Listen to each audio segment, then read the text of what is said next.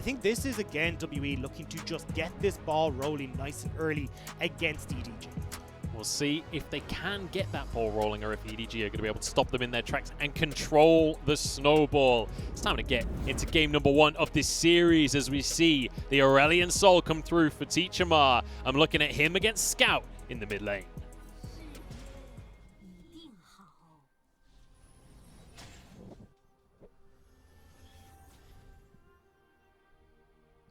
So here we go, we're on to the Rift for EDG up against Team WE. And this Syndra pick is super interesting to me because Scout, obviously, he does play the meta stuff. He's more than happy. I'm sure he's got thousands of games of Syndra when it comes to the solo queue and whatever. But when I think of Scout, Syndra is not the first champion that comes to mind. And I do wonder whether this was a matter of we want Syndra on our side or whether it was just to deny Teachamar. Well, I definitely think Syndra has been a pick for Scout. I mean, don't forget, this guy studied under FLICKR. The champions that he played coming over in 2016 from Korea was the likes of the Syndra, the Azir, the LeBlanc. These were his main go-to. So even though we haven't seen it for a little while, it's definitely something he's very comfortable on. And I think it's going to help out massively because, as we said, Junja here on the Nidalee. There's two ways you can play the Nidalee, is having your laners set you up for success and try and kill the enemy laners, or, which I think is going to be more likely here, especially with the electrocute, is trying to get in onto Beishang, invade nice and early, get into his face. And when you look towards Beishang, he's expecting the exact same. Going for the Conquer on this Elise, you go for this because you realize, hey, look, I'm going to be going 1-for-1. I'm going to be dueling. I need this little bit of extra damage to make sure I'm winning out in those duels. Yeah, he knows that he's going to have some skirmishes on his hands. Down in the bottom lane, we've already got a skirmish as well as Hope. Stack those Rens up, but didn't get onto the minion quickly enough, so Missing walks away without taking any of that damage. Now they're going to step forward once again. Level 2 on the horizon for both of these bot lanes. I think EDG have the edge here.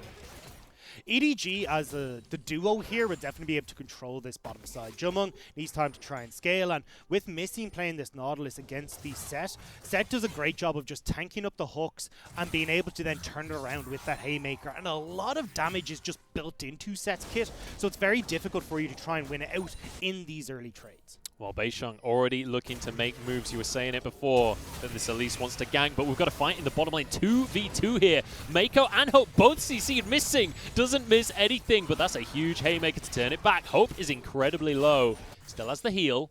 Beishang now moving into the top lane. Morgan's there. Audi's on the wrong side of the alcove, and Morgan's going to follow him straight on over. He knows it's already done for. In goes the spiders, and in goes first blood for WE.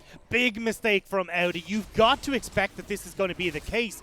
You already knew Morgan was trying to keep that wave somewhere around the middle to set up for Beishang coming in. The nice thing here, though, is Junja has managed to steal away the Raptors while this is all going on, has got in and stolen away one of the Krugs as well. But now we got to be careful for Beishang. Oh, Beishang, you're in a whole heap of trouble, my friend. You need to scuttle away. Audi wants some revenge. They're deciding just the Scuttle Crab is enough. They knew Morgan was going to make his way over. They decide to back off. Another fight in the bottom lane. These guys will not stop. Straight onto Mako with the pull, but Missing is low. His aftershock is down. Jomon flashes away, but he drops. And they might just get Missing as well. Jumps forward, and a double kill for Hope. TP now coming through from Morgan. He wants to answer for this one, and Hope is the target. One more auto, but Hope's cutting away. The stun comes through, and Hope goes massive. It's a disaster for WE. Everyone is trying to kill Hope, but you don't have any Hope. Jumong and Missing, we already talked about it, do not have enough damage to get through Set and to get through Hope, especially with the Hail of Blades on this Kalista. She does so much damage in this early stages, and Hope now 3-0, sending Morgan packing back to base. EDG are dictating every single lane. And that was WE making that play, by the way. That was Morgan opting into that fight, and it just all goes all right. And I have to say, I'm not sure if Kalista was one of the AD carries that got buffed, but he lasted on less than 30 HP there. 10.11 is EDG's savior. So Kalista's actually one of them that didn't get the health buffs, well, but she did get buffs, and it does suck overall. But even while this is all going on, the disgusting thing is that Junja has just been taking every single camp. He got top scuttle, he just got bot scuttle as well, because Beishang went in to clear his own Krugs, realized that his entire topside jungle was gone. So Junja is zooming ahead of Beishang. You've now got Hope maybe looking to double down on the pressure they've been putting on bottom side. So realistically, the only place that's even remotely even for WE is that top lane. But Morgan opting to go for the teleport bot has hurt him, giving time for Audi to get the CS back and to at least even up that side as well. Well, good damage coming out there from Jomung in the bottom lane, but it has to be said, Junjie right now is over the moon. Look at the farm difference in that jungle, and his lanes are winning without him. As in Italy, you just want to farm. You don't really want to be a part of the plays, and when your team is just winning without your involvement, that is the ideal scenario. Does have to be careful though, because you can see now Morgan and Teacher Mod trying to get control of this top side with just shoving lanes. They're getting wards in onto Junji's side, so they're trying to spot out this Nidalee and see if they can catch her out on one of these invades and trips into the enemy jungle. Try and catch her, but honestly, Nidalee is one of those very slippery champions. It's very difficult to stop her in her tracks, and will quite often be able to just get away with these invades. Mako wants to make it happen once again. Stun onto Jomung. Ignite is there, and the Haymaker as well. There's nothing you can do. The damage is insane. This is disgusting from the EDG bot lane, and we wanted to see what these teams were going to be capable of. Well, Hope and Mako making a statement in game number 1 of the LPL, and when you look at how EDG's composition goes, I mean, it was already going to be pretty nasty when you got to these mid-game fights with Syndra, Kalista, and that Aatrox. You've just added a bunch of kills onto this Kalista on top of everything else. Do you know what? When I was making my notes and I was talking about Hope being one of the pillars of this team, it wasn't because he's just going to dominate the bot lane. That wasn't what I was thinking. Hope and Mako weren't this duo in spring. If this is the precedent they're setting, I'm excited for what they've got coming in summer. And this is a very different style of EDG as well, because we talked about them playing towards the top side, getting Audi snowballing. This is just individual plays that are setting this team up for success. And unfortunately for WE, Jomung has been the coin flip. This is the guy you never really know if you're going to get the super high highs or the super low lows. And right now, well, it's low. It's real low. Apple bottom jeans kind of low right now.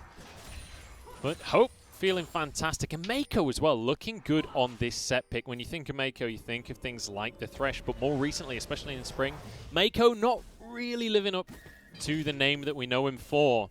Here, though, looking fantastic on the set, and going for the phase rush on set as well, not opting into that Omnistone. Yeah, so a lot of supports are opting to go for the Omnistone because it gives you access to the Nimbus Cloak, because you get access to the Hextech Flash, but it's been a little bit of a back and forth between what people want to do. Mako opting for the phase rush here. Well, you've already seen the bottom lane. It means you're able to close that gap very, very quickly and keep up that damage and just that lane presence. That set is so strong for in that support. It's working out so far. W have rotated up to the top half of the map though, and they're going to go for this Rift Herald. This will be a nice little start for them. But when you look at their history in spring, they're actually 4th in the whole LPL for Herald control. They are, but this is a really bad call from WE. You're already losing out massively on this bottom side. Now you've rotated Jomung and missing up. They've just lost a massive wave on the bottom side. And you've got plates that are going over towards Hope. So unless they're able to make some serious plays happen on this top side, this isn't even going to be remotely close. And even with maybe these turret plates going down top side, I'd argue WE or EDG even have won this trade. And they're actually not going to drop the Herald just yet, deciding it's going to be used somewhere else a different time. Do you know, I wouldn't be surprised to see them move bot with that. Just try and get some gold onto Jomung. Try and even up the gap a little bit, because Hope is just stacking up right now. He's got a call that's halfway done. He's got 3 kills. He's getting tower plates. He's Scrooge McDuck. And the problem is that even if you answer as Jomung and missing with this Rift Herald, you're still sharing the gold. Hope has gone full Scrooge McDuck. He's not sharing any gold. There's no little Timmy that's getting any of this. It is all fully on this AD carry. And Hope, who we highlighted as this massive carry performance for EDG, has been set up for success. And I don't know if anyone remembered, but at one point, Hope had like a 59 KDA on Kalista. Well, he's basically doing that again here coming into summer. He's looking for a 59 KDA in this game alone. Here we go, Mako making moves in towards this blue buff. Missing's here. They know about it. I don't think there's anything they could do about it, though. Pulled away, and obviously, Syndra does Syndra things, and you're never getting that blue. For WE as well, I mean, look at the items here. So, Teacher Ma still trying to finish off his first item. Could be going for the Rod of Ages, more than likely going for that water hose, the GLP instead. Jomong needs to get up towards his Affinity Edge and a couple of those deal items as well before he's really useful. So this is just EDG bullying with the picks they have right now, because Scout and Hope are going to be really strong in these early skirmishes. All right, here comes the Herald. Morgan's going to be the benefactor here. Teacher Ma getting involved as well. He wants to get some of those plates for himself, and they're going to be able to trade towers here. And it looks like WE might actually get the first tower of the game, so a little bit of a bonus for them. However, take a look at the top of your screen, because gold overall still massively in favor of EDG. And as well, that this is again going towards Hope. So we have got to keep our eyes on Hope coming into these team fights. And if you can have someone on WE get onto this Callista, it could turn the entire tide of a fight. Because don't forget, when you look at WE, their pick is super high. You've got this Elise, you've got the Aurelian Sol that can set up for success. Even if Missy with a flash depth charge gets onto Hope, that could signal doom for the EDG AD carry. And it's worth mentioning, when we look towards the mid lane, it's been completely uninteractive, which between Asol and Syndra you'd expect in the 1v1. But from Teacher Ma, this is the guy that we know for roaming around the map, making plays happen everywhere. So far, all he's done is move top to get some plate gold. That's about it. Same coming from Beishang, to be honest. I haven't really seen this Elise do particularly much, and EDG did a good job of controlling the early game. I mean, one gank top from Beishang, and Junjie took 2.5, well, 1.5, let's say, camps. So Junjie is already level 9. Beishang got a single gank, successfully, yes, off, but he finds himself 2 levels behind this Nidalee. And that's the problem that we have when you're looking towards the Lises, the Lee Sins as well. Champions like Graves, Kindred, Nidalee are able to accelerate their early game so effectively by carrying camps, get to that level 9 point where you get more experience once you hit that level, and you just so quickly accelerate that it's not impossible for the enemy jungler to catch up. And when you get towards the likes of Baron fights or even towards Smite fights at Dragon, it will always be in Junjie's favor in this game. Yeah, and I mean, when you're talking XP advantages, yes, there's one level there for Junjie in the jungle. There's also a level in the bot lane for both the support and the AD carry. Hope and Mako both a level ahead of their opponents. Not to mention the 30 CS deficit that you see in the bottom lane. The 20 CS deficit, or 30 almost, in the mid lane as well in favor of Scout. This is rapidly falling apart for WE. Press F to pay respects to LCK, press F to pay respects to WE, because, yeah, this is not the best start for their LPL summer split. Now, it is worth mentioning that obviously champions like the Asol, champions like the Aphelios in the bottom lane as well do want to scale up. Like, you can see the Rod of Ages there in the inventory for Teacher Ma. He's also just bought a Dark Seal. So maybe there's some kind of mid-game brawls that we could see coming out from WE that hopefully can change their fate and give us a good competitive first game of the split. I would have said that the best way to do this is to try and play towards Dragons, where you're like, okay, we can pick people coming into these situations. The double CC from Beishang and Teacher Ma, we talked about them being nearly joined to the hip in a lot of plays. Well, that's what they need to do, pick people off, and they're trying to here, but Mako is not on his own. Has to be said, though, at 13 minutes with a 3,000 gold lead, EDG look great, but importantly, this is not standard EDG. This is not the style of play that I was expecting to see come in here. They're not the team that is going to just roll you over during the laning phase and just make absolute mincemeat of you in the mid game. And so far, that's what we're seeing from EDG. Now, the question to me is, how do they snowball this lead? How do they continue to keep this ball rolling? But definitely Riptile is going to be the next one. I mean, Junjie and Scout will be already securing vision control around here, looking to try and pick off Teacher Ma as well. Oh, stun comes on through, and you said he should have gone for the cleanse. Voice of Light keeps him alive, but only just Scout. Desperate to finish it off. There's the spear, dodged by Teacher Ma. In comes Mako off to the side as well, but I think Teacher Ma gets away with his life. Cost him both of his summoners, and it will cost this tower as well. You can see, though, the Phase Rush Nimbus Cloak is so good at getting you out of these horrible scenarios in Teacher Ma. Using that speed to just run the hell away from the spears, but Rift Heralds just spawn. Junjie stealing away camps. He can just turn towards his Rift Herald, solo it out. And again, this is EDG just continually dominating in this matchup. Beishang just trying to force Audi away from this turret, but he's moved away just as the minion waves arrived, so he's going to be happy to just go and collect those minions. The Rift Arrow will go the way of EDG. Scout continues to hammer away at this top tower. Look at the plate gold that went into the pocket of Hope. I'm running out of positive things to say for WE. So what WE needs to do right now is to play safe underneath their tier 2s. They're going to end up losing the mid lane thanks to this Rift Herald that'll come down, but if they are able to control that top side jungle, as we talked about, the pick potential super strong, as EDG are coming in to get vision control back, they can find picks, find kills, and look to get back in this game. Hold that thought, because Audi, I was going to say is in trouble, but I think he's fine. I don't think he's too worried right now, as he's taking a 1v3 under the tower. Force is missing away. There's a turret shot for Morgan. Audi just will not go down. And this is it. Beishang missing that cocoon gave Audi free reign on this bottom side. Not willing to take that fight, especially when the whole idea there is Beishang tanks the damage, goes up in the rappel. We've seen it time and time again, but as soon as it's done for, Audi turns it around. EDG don't even blink an eye. And this is the team, WE, that we were saying all of last split. It was all about friendship and magic, right? We called them the Star Guardians because they were all about working together. It was about synergy. Where is that synergy, Dagda? Because I'm not seeing it.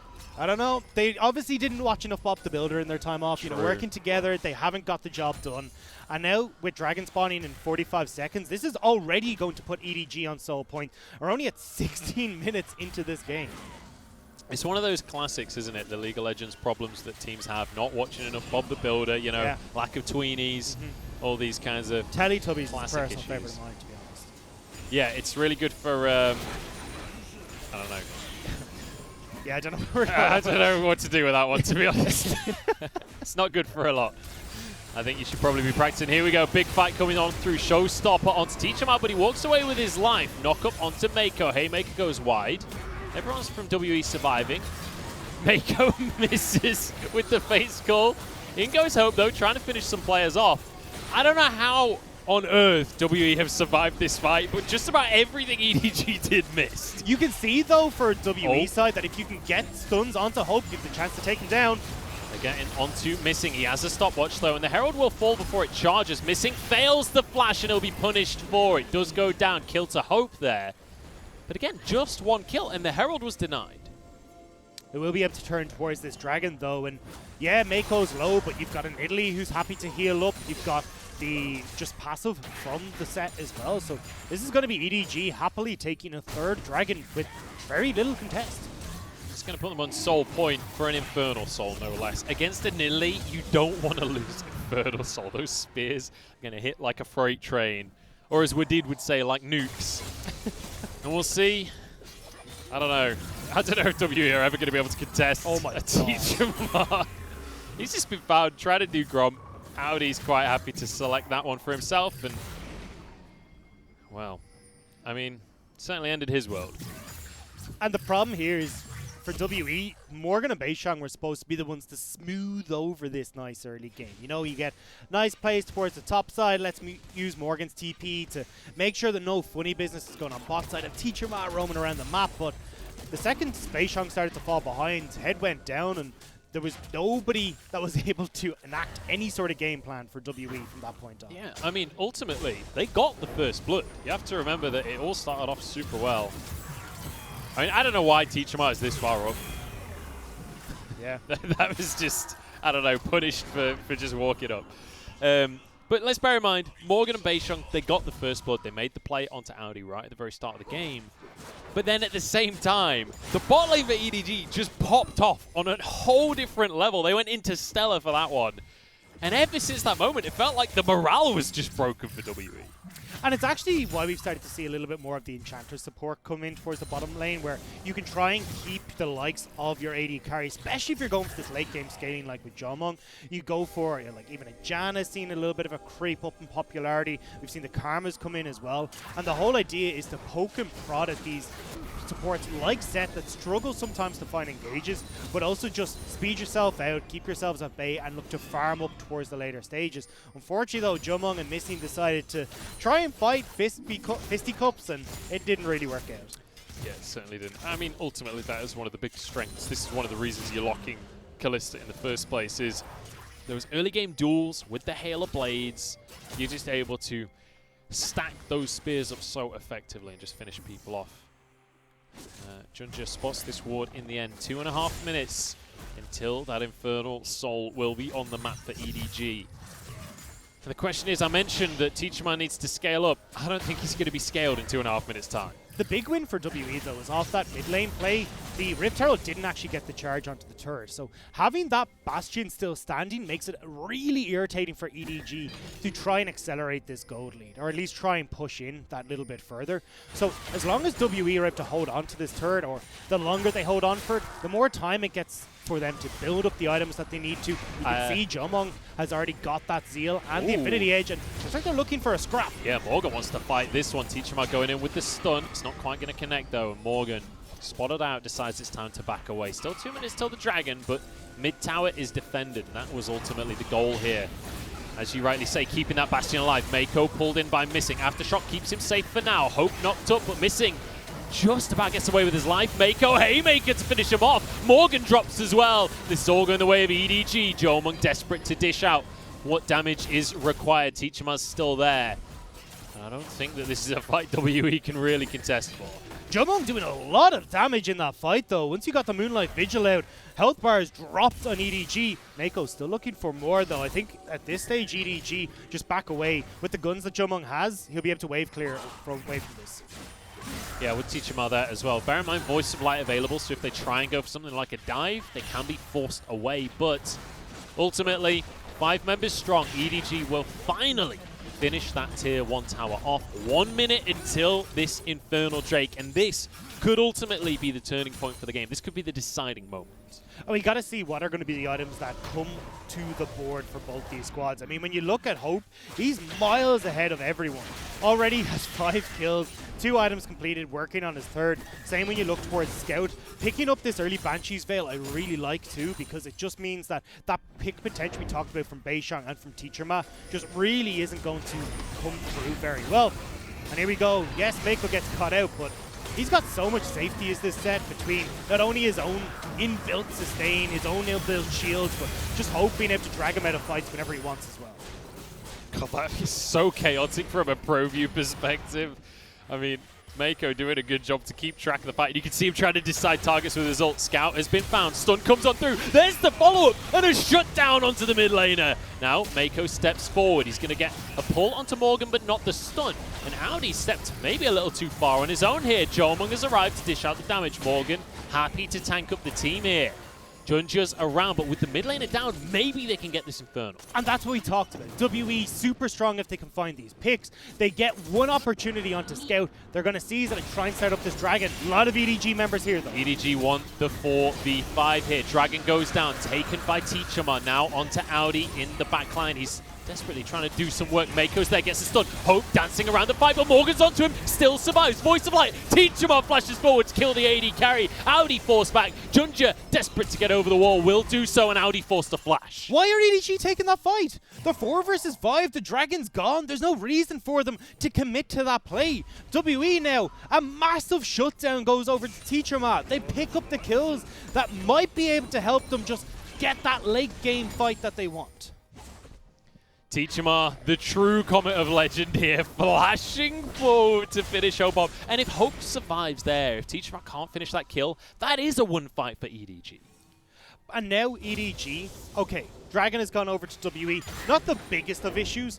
Still a long way for WE to go, but this is definitely going to be the start of EDG at least getting some of these items. And if you continue to play like this as EDG, where you're walking in, not really getting vision in your favor, this pick style that EDG or WE have available to them could really put a wrench into the works. They need to play this a little bit closer to themselves, make sure that they're not showing their cards, and try and pick up the vision first before they look at this battle.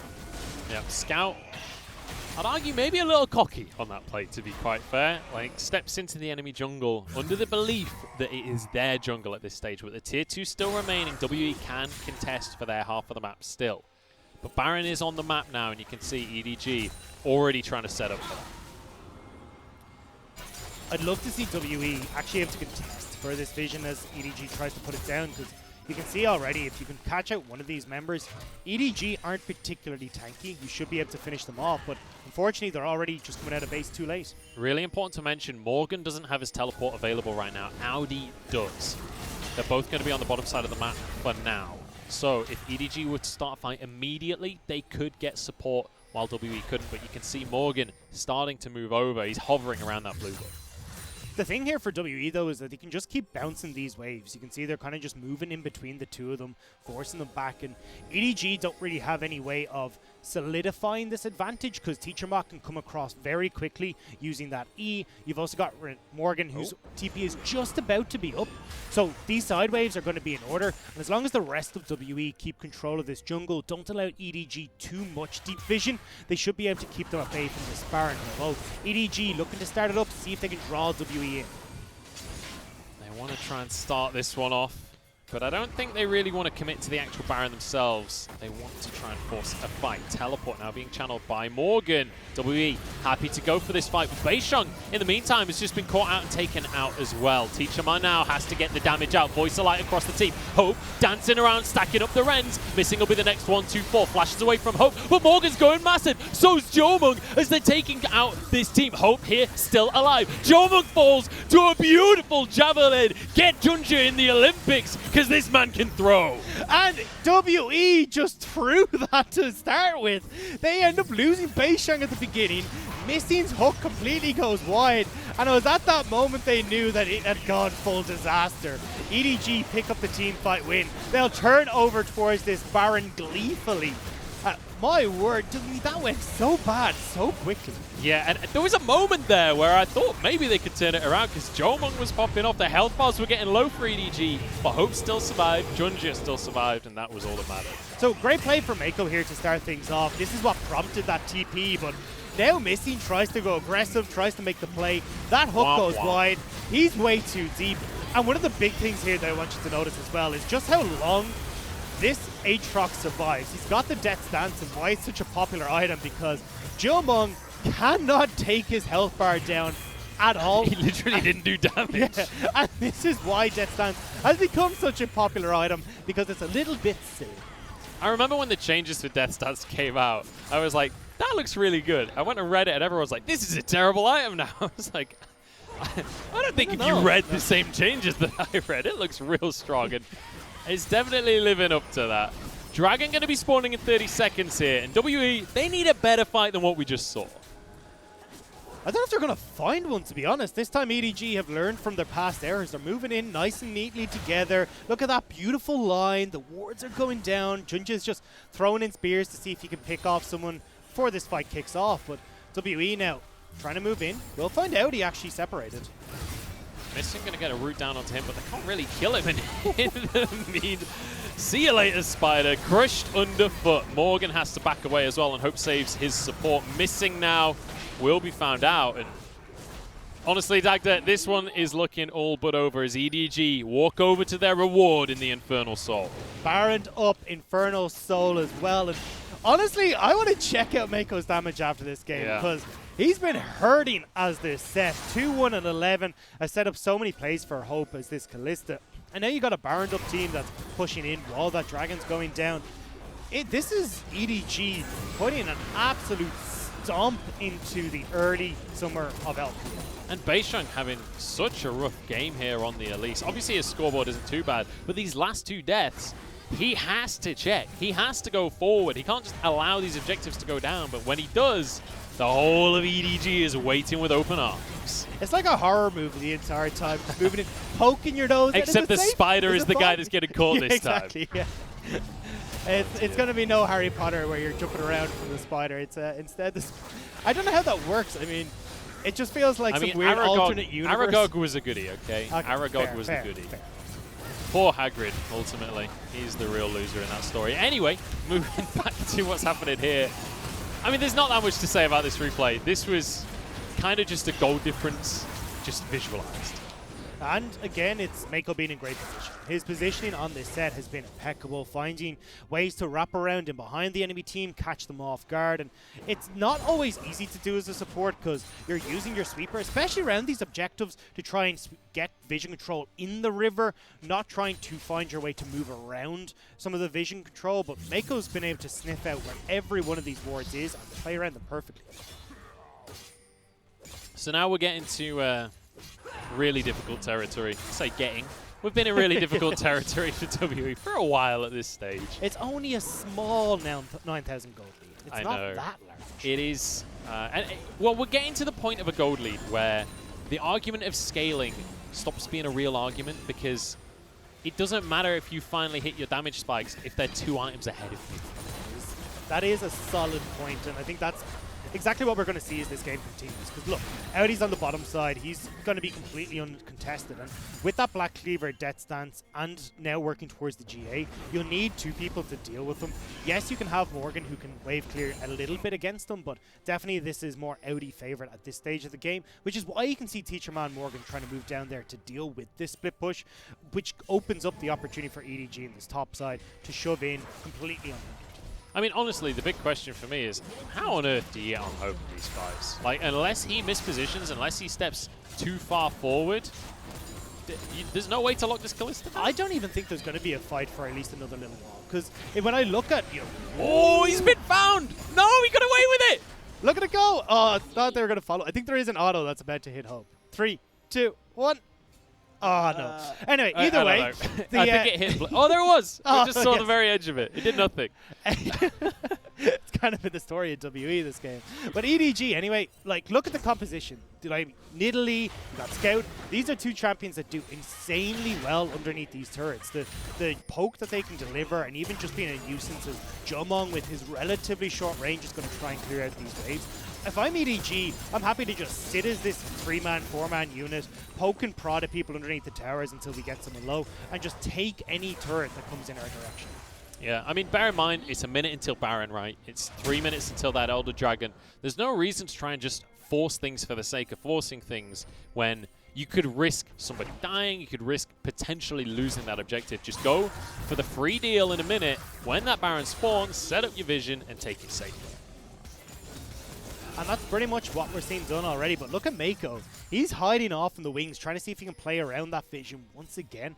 With that Dead Man's Plate there as well, this is the build we see a lot coming through from the set supports, because you just want to try and close that gap as quickly as possible, and the speed up that Dead Man's Plates offers is so massive in getting yourself into the right position. And any member of W that he picks up, maybe apart from Morgan, is going to be a win in his books, because it's just about turning these fights into 4v5s and allowing EDG to continue on their victorious path.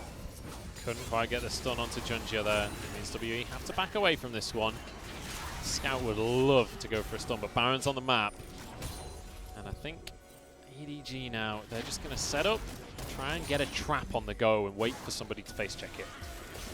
I mean, they've already started it up. EDG are just happy to say, hey, look, you got WE be damned. Right? Yeah, Kalista, you got a Nidalee. Yeah, you're in pretty good shape here, already at half health. WE now moving in, though. This is where it gets dicey. 5,000 on the Baron, and EDG back away. Junjia pulled in, but he has a Zhonya's. In the meantime, Jomong pulled back by Mako, and everybody's peeling to deal with this set. I'm not sure this is the best target. Morgan pulled back on in. There's not much damage come out of EDG just yet. The rest of the carries weren't there. It was actually a really smart play from Missing. He hooked onto Junjia, but used his ultimate onto Hope. So it just slowed down everyone on EDG from advancing. But WE couldn't even take out the support here. Mako again, that phase rush and that Nimbus Cloak making him so fast and capable of just getting the hell out of that problem.